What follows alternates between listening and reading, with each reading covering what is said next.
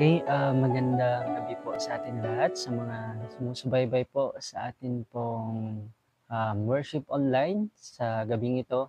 Magandang magandang gabi po sa inyong lahat at nawa po'y patnubay ng Panginoon ang sumasa atin. At yun po, ang inyong lingkod, Brother Wendell po, from Kagutungan, Ilocos Sur, magmumuna po ng atin pong evening devotional ngayong gabi. So, ating pong evening devotion na ngayon ay pinamagatan po Music in a Cave sa June 9 po ngayong gabi. So, sabi niya po dito sa key text natin, no? My soul is among lions and I lie even among them that are set on fire. So, bakit ganito po? At yung title ay Music in a Cave. So, alam natin na yung senaryong ito ay talagang nahubog ang character natin dito ay si Brother David, no? Si David na hari ng Israel na siya'y nahubog sa pagsubok sa buhay na punong-puno ng danger, na pinoprotektahan niya yung kanyang tupa mula sa mga wolves at gayon din na ginamit siya ng Panginoon upang may pagtanggol ang bansang Israel sa kamay ng mga Palestino. At ngayon naman, nung siya po ay engage sa pamumuno sa bansang Israel, ay hindi rin pa rin siya nakatakas sa kalupitan po ng bunga ng korupsyon ng kasalanan. So, siya po ay kinainggitan ni Haring Saul. At ang nangyari po ay, para maikli natin ang kwento, ay siya po'y tumakas at siya po'y nagtago sa mga kuweba, yung kung saan maaari siyang makapagkaroon ng pansamantalang tatawag natin na fortress or protection. At pero bakit sinabi dito may musika sa kuweba? So sabi niya rito, ang aking kaluluwa ay nasa mga leon and I lie even among them that are set on fire. So sabi niya rito, basahin po natin. Oh, how precious is the sweet influence of the Spirit of God as it comes to the press of despairing souls, encouraging the faint-hearted, strengthening the feeble, and imparting courage and help to the tried servants of the Lord. Oh, what a God is ours, who deals gently with the erring and manifests his patience and tenderness in adversity, and when we are overwhelmed with some great sorrow. So, sabi niya rito, ang Spirito ng Diyos, no, as it comes to the depressed or despairing souls. Kaya makita natin na yung sitwasyon, parang hindi natin ma-appreciate ang isang bagay na isang comfort ng Panginoon, no? Ang Panginoong Jesucristo, siya ang ating comforter. Ang Panginoon ay nagbibigay ng pag-asa. Parang hindi natin ma-appreciate ang mga bagay na ngayon without yung tinatawag nating experience ng mga darkness. Although yun ay bunga ng kasalanan na pinahintulot po na ating maranasan ang consequence ng mga bagay. Kasama na po yung depression or yung talagang pagkawargit ng mga kaluluwa, discouragement, lahat ng mga negatibo. So, makita natin na na-appreciate natin ang liwanag kapag nandun po tayo nalaman na nating tayo nasa kadiliman. So, tila naging isang musika ang karanasan ni David, no, na isang adventure ng buhay na siya ginagabayan at binabantayan ng Panginoon. Kaya sabi niya rito, every failure of the part of the children of God is due to their lack of faith. No? When shadows encompass the soul, when we want light and guidance, we must look up. There is light beyond the darkness. David ought not to have distrusted God for one moment. He had cause for trusting in him. He was the Lord's anointed. And in the midst of danger, he had been protected by the angels of God. So, naalala niyo po yung story, no? Even yung pagkahirang kay David, bago siya naging hari, talagang siya ay pinili ng Diyos. At nakita natin na dahil siya ay pinili ng Diyos, may pangako na siya proprotektahan ng Diyos. Na sa kabila ng nagawa niyang pagkakamali, mga kasalanan, ay naroon ang isang comfort na siya ay naglilingkod sa Diyos, siya ay may takot sa Diyos, at nagkaroon siya ng mahaba-habang patunay ng mga karanasan na naging kasama niya ang Diyos. So yun nawa po ang dapat na maging karanasan din natin, na magkaroon tayo ng intimate, na build up na social relationship sa Panginoon. So napakahalaga po talaga na makilala natin ang Diyos especially in social aspect, not only in knowledge, no? Yung wisdom, dapat talaga emotionally maramdaman din natin ang Panginoon. Kaya napakahalaga na makilala natin yung personality ng Panginoon baga sa ano ba siya, paano siya, isa ba siyang best friend o Diyos ba na gaya na ituring ng mga pagano, no? Ang mga pagano ay nag-aalay sila ng mga piyesta, ng mga kung ano-ano pa mang ginagawa nilang pagsasayaw para ma-please ang Panginoon nila. Dahil ang Panginoon nila, iniisip nila ay magalitin, no? Pero sa atin, kilala na ang Diyos natin ay mawain, maaari natin kausapin, maibigin, mapagmahal sa kapwa na tao, no? Bagaman siya ay Diyos, siya nagpakababa. So napakahalaga po na malinawan natin yung tinuturo natin kung ano ba talaga ang likas ng Diyos pagdating sa sosyalidad, no? So, pag gano'n nakita natin na ang Panginoon ay isang kaibigan na pwede tayong i-comfort, na handa niyang patawarin ang bigat ng ating kasalanan at kaya niyang pagalingin tayo sa ating mga karamdaman. Maaari nating ikwento sa Kanya ang buhay natin. Kaya nga si David sa kanyang pagbubulay-bulay habang siya ay nasa journey ng sabi nating dangerous na mga karanasan niya sa buhay, ay mababasa natin sa Psalms, sa mga no, sabi niya ay kahit siya maglakad sa valley of death, I will fear no evil. Sapagkat kilala niya ang Diyos na kanyang pinaglilingkuran at sinasamba. At yun ay isang comfort, not just by name or knowledge or to the letter, but through the Spirit, emotionally, no? So, gaya natin, pag naka-experience tayo na magkaroon ng isang or ng mga kaibigang tunay, lalo yung mga inisip natin, kaprinsipyo natin at nainawaan ang pag-ibig ng Panginoon na nais din nilang iparanas sa iba, no, give and take, ay talagang maintindihan natin ang Panginoon, yung reproduction ng kanyang espiritu sa bawat isa sa atin. So sabi niya po rito, he had armed with courage to do wonderful things, and if he had but removed his mind from the distressing situation in which he was placed and had thought of God's power and majesty, he had been at peace even in the midst of the shadows of death.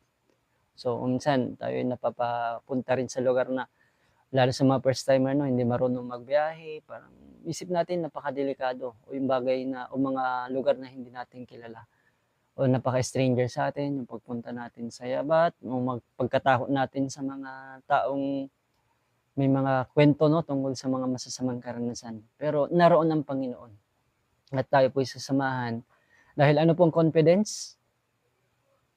Narito po tayo ngayon. Alam ko yung mga nakikinig dito sa Zoom, no, at sa live, sa lahat ng makakarinig, alam ko na napunta tayo dito sa antas ng liwanag na ito kasi pinili nating kilalanin at lumakad sa Panginoon. Kaya nalalaman ko na ang kabutihan ng Panginoon, na-experience ng bawat isa, ang protection niya sa bawat isa sa atin. Especially yung guidance niya na malaman din natin ang doctrine. Ano po? Ang pagkilala sa Ama at Anak at ang pagsasauli ng imahe, ibig sabihin, kilalanin ang Diyos sa lahat ng aspeto. So, yun yung magiging confidence natin at nalaman natin na ang Panginoon ay isang tunay po na kaibigan. Nagay po kay David. So sabi niya po rito, among the mountains of Judah, David sought refuge from the pursuit of Saul. He made good his escape to the cave of Adullam, a place that with a small force could be held against a large army. And when his brethren and all his father's house heard it, they went down thither to him. So, yung mga bulong-bundukin ng Judah, alam nyo, laging dinidescribe ang hindi lang kuweba, no, laging dinidescribe sa kwento sa Bible ang mga bulubundukin bilang refuge ng mga sumasampalataya. At anong meron sa bundok?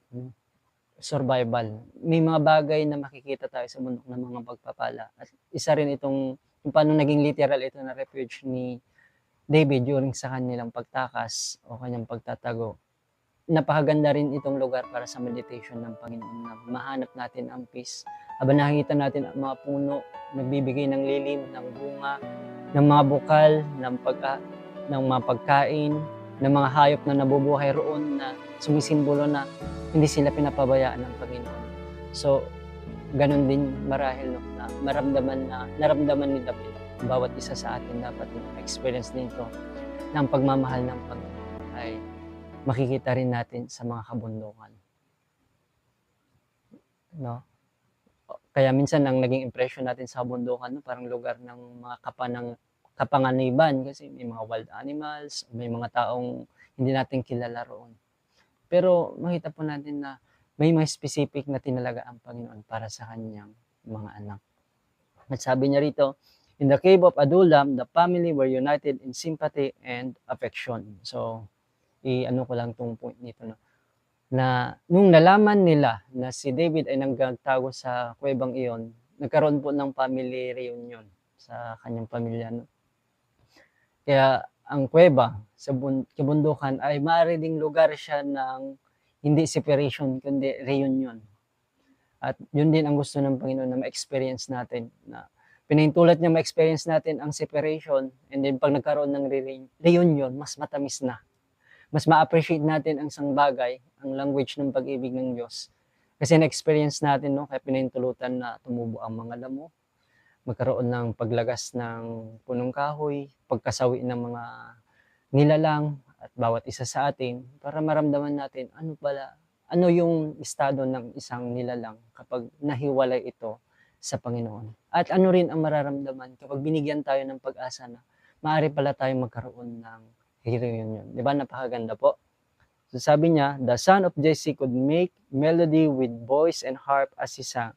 Behold, how good and how pleasant it is for brethren to dwell together in unity. Kaya alam ko, bawat isa sa atin, individually o yung mga iba nanonood sa kanilang tatahanan, no, na virtually sa ating worship, pero alam ko na iba pa rin yung quality ng face-to-face na fellowship na experience natin sa mga camp meeting, youth camp, yung mga gathering natin.